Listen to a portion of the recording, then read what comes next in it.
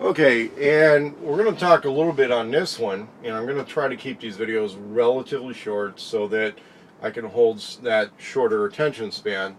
But there was some discussion in the blogs about what kind of people are going to do well, or what kind works best with a survival retreat that is a sustainable situation. What I'm finding is that invariably these places that are sustainable have figured out what their equilibrium is between full-time people and part-time people.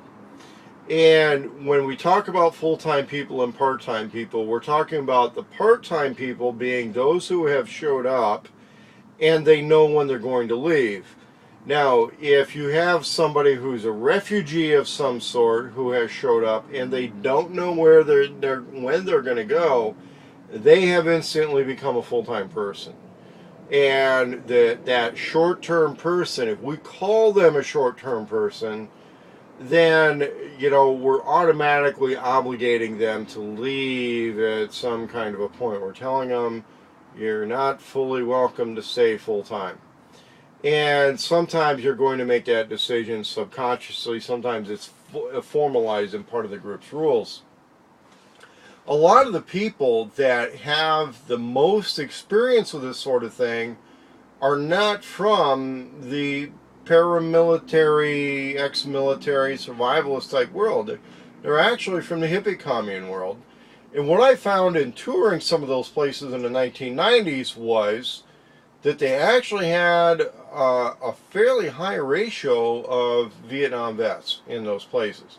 But to look at these guys, you wouldn't necessarily believe it until you heard them talk and you said, yeah, well, yeah, that guy knows what he probably is for real.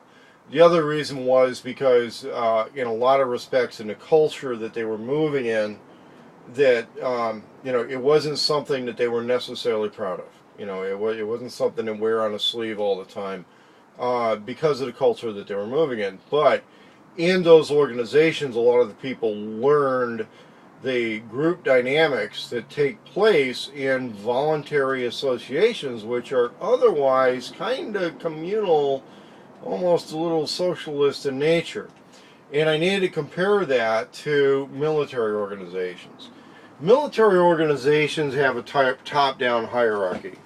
Do you vote on things? Among leadership, actually you do a lot of times. As an NCO, I would take an advisory vote from, some of the people. I get their opinion, because when I do make a controversial opinion, make something the guys aren't going to be happy with, I'm kind of building up a little bit of a point system. And if you do that all the time, they're going to figure out some way to hurt you or get rid of you, or have somebody else be put in charge.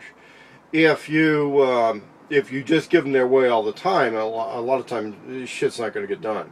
However, if you increase the quality of troops, everybody knows what the mission is, everybody believes in a mission, everybody believes in how to get it done, there's a lot of unit pride there, it's actually a really good thing. It's almost like you don't have to lead them, you just kind of stand in front and say follow me, but everybody already knows what's going on.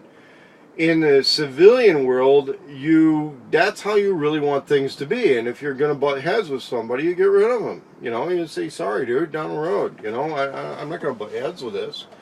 On the other hand, we would also have leadership by expertise. When I work at a job site with somebody, I am not the plumbing expert. Okay, I'm the plumbing helper. So if somebody else in there feels really self-confident about it, we're going to know inside of 15 minutes whether or not the guy actually knows what he's doing. I don't have anything to lose by saying, listen, if it's electrical or carpentry, I can be in charge. If it's plumbing, I'm just going to be your helper.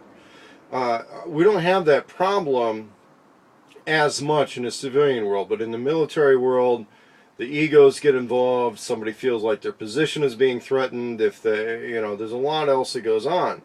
When you translate that over to the survival groups, a lot of times we're just kind of feeling that out and figuring out who's who, what's what, and where they're coming from, and where it's all at. The time to get all that sorted out is now, not necessarily a crisis situation, although people can tend to figure that out fairly quickly. Anyway, we'll do this in another segment.